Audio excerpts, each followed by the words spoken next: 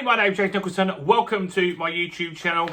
The information sheet is out. This has been released by the government at the end of last week.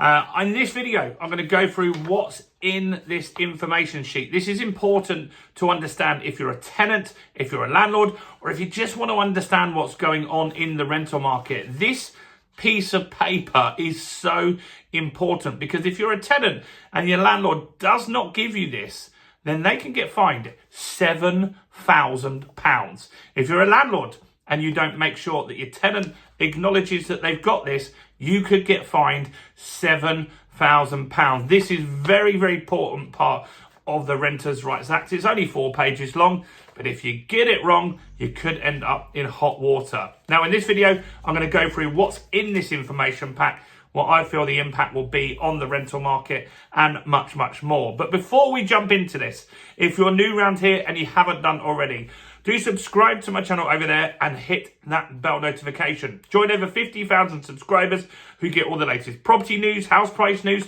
information sheet news before anybody else, and much, much more. And help me get some views on this video. Your part in that is simple. All you need to do is smash like, tick a like, do something to the like button. That really helps with the YouTube algorithm, and that really does help the channel grow. So thanks to everyone that does that. So I'm going to put a link so you can download a copy of this in the description. I think this is important because you've got to get this right. And since I talked about this, this has been something of a discussion over the last month. Some of you have said that you're going to email this to your tenants. I wouldn't do that. I just don't think that's the best way. For me, there's 2 ways to do it. Recorded delivery with Royal Mail, so you just know it's signed for, that they've got it. I think that's important. Or meet them. I think you should meet your tenants from time to time anyway. Have a conversation with them. Talk to them about their concerns about this. There are some bits that aren't very clear in this that could cause landlords some problems. So I think having a conversation, talking through it with them and getting them to sign a piece of paper to say they received it is important. So this is called the Renters' Rights Act Information Sheet 2026. It's here. You've got till the 1st of May to get it out. And it starts from the 1st of May, the Renters' Rights Act 2025, because it happened last year, will give tenants new rights and introduce new rules for private landlords. This information sheet explains how the new rules may affect your current tenancy. So that's important. These changes only affect you if you're a tenant in a private rental sector with an assured or assured short-hold tenancy. If you live in social housing or you're a lodger, that's interesting because that was a question. These rules do not apply to you. So this isn't applicable to social housing, and it doesn't count for lodgers. That was a question I couldn't answer before that a lot of people said. These rules have been introduced by law. Your landlord cannot put anything in the tenancy agreement to change or disapply them. So you can't be sneaky in here, landlords. The document is only a summary of the changes. The new rules may change or impact your tenancy in a way not described below. The new rules apply to your tenancy automatically, even if your landlord does not update your tenancy agreement. So this supersedes any tenancy agreement. If you do not have a written tenancy agreement or any written record of tenancy terms, then your landlord must provide you with certain written information on or before the 31st of May 2026. So make sure you get a tenancy agreement. This is your chance. If you haven't got this stuff, you're going to get fines, and the fines start at £7,000. It's crazy. So this is the first part of it. If your landlord serves you a notice seeking possession before the 1st of May, so if they give you a Section 21 prior to the 1st of May, it says the changes explained in this document may not apply to your tenancy on the 1st of May if your landlord serves notice seeking possession under Section 8 or Section 21 of the Housing Act 1988. If this happens, your landlord may still be able to take you to court to end your tenancy under the previous rules. So it's saying here in this first part, if you get a Section 21 notice prior to the 1st of May, the old rules still count. So that's just letting people know when that happens. So first, they want to talk about changes to the fixed terms. So that means fixed term tenancies. So tenancies were normally 6 months or 12 months. So it says you might have a fixed term tenancy. For example, your tenancy agreement may say the tenancy would last for 12 months, a common thing. After the 1st of May, it will not be possible for assured tenancy agreements to have a fixed term or to set an end date. We knew that. All tenancies will automatically become rolling tenancies from the 1st of May, sometimes known as periodic tenancies.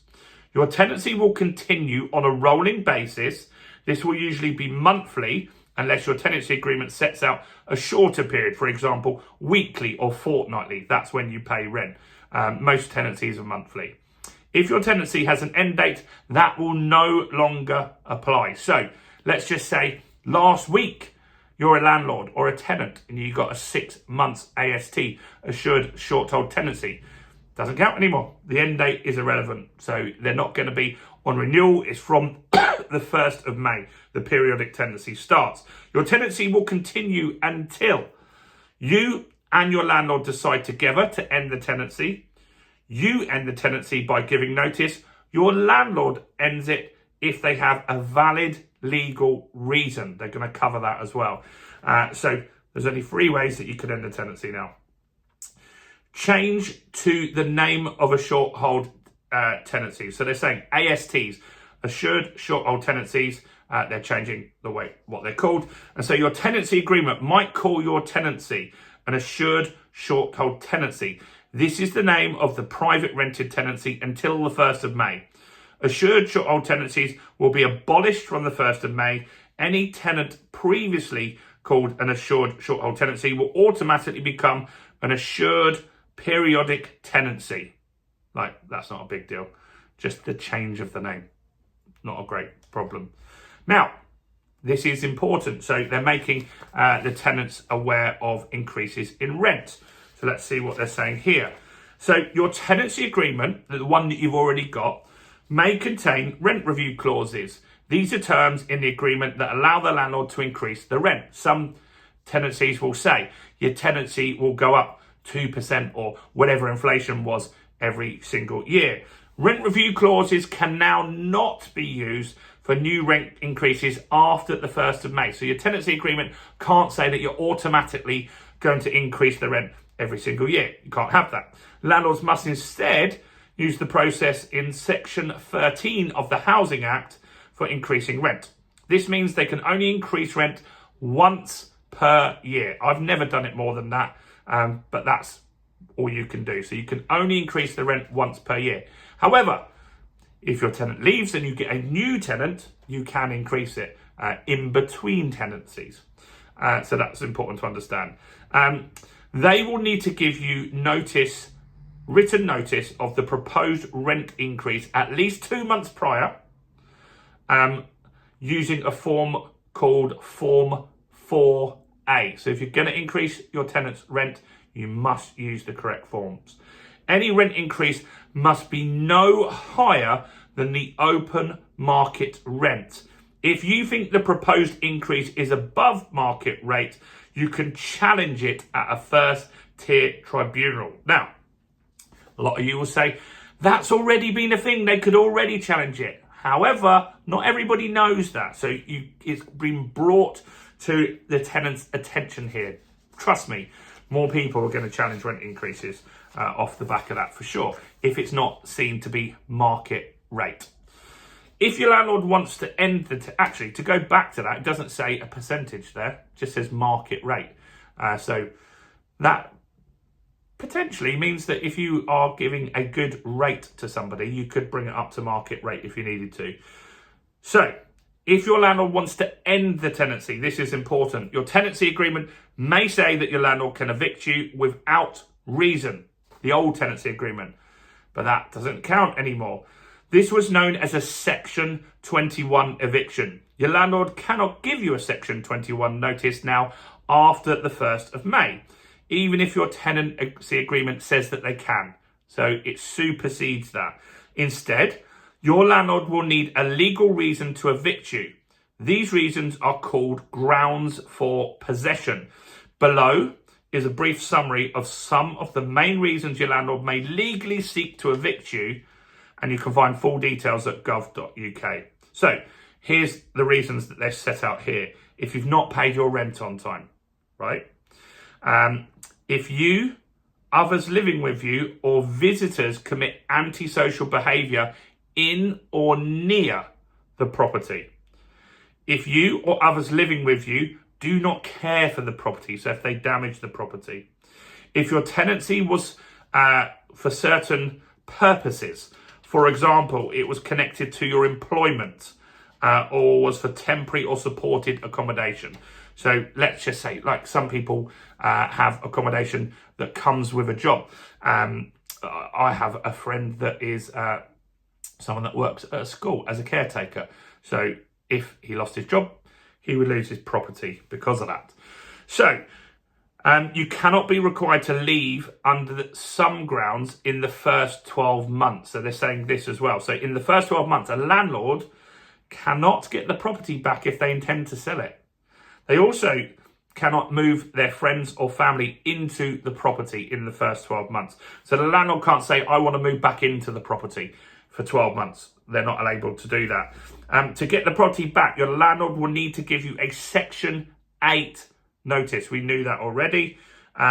Using one or more of the grounds that we've just talked about for a reason.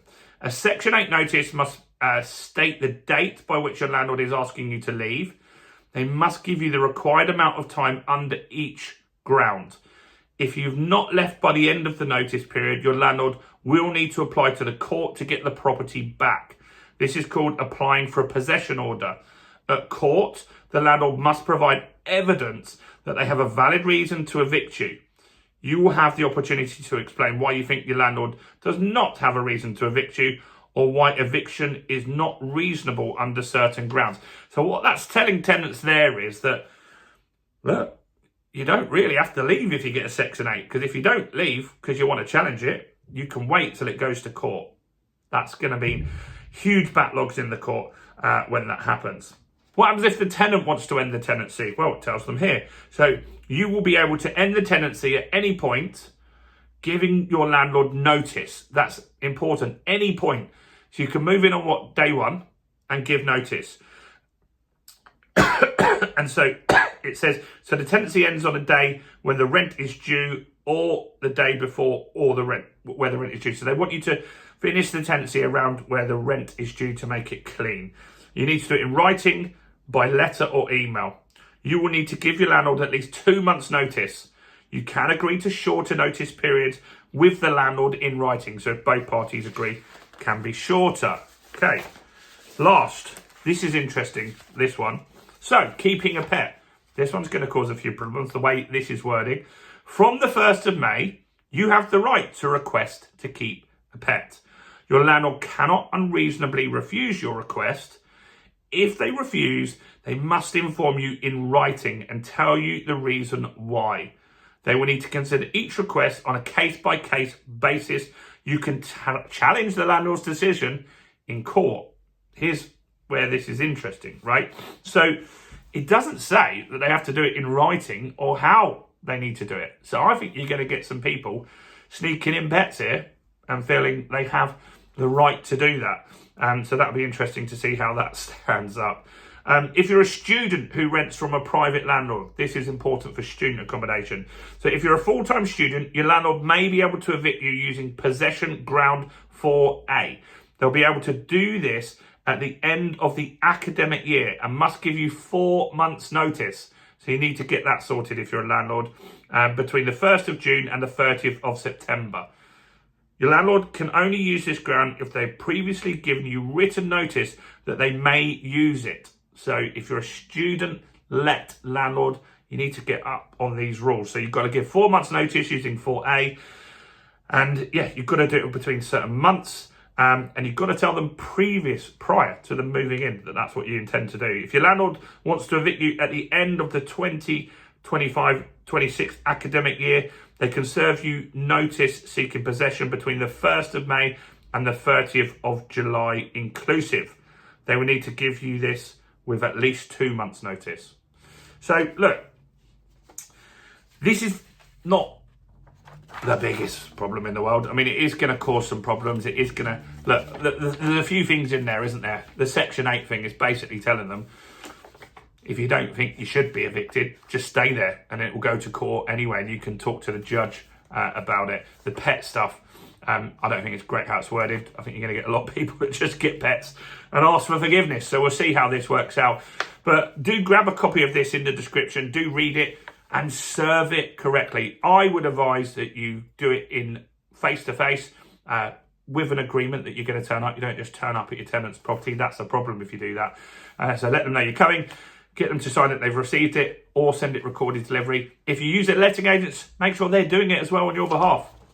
It's your problem if they don't, not theirs. So yeah, let me know what you think about this in the comments below. Do like the video and subscribe, and also check out all the other content we've got on the channel now. We've got nearly 2,000 videos, so maybe start with this one right here.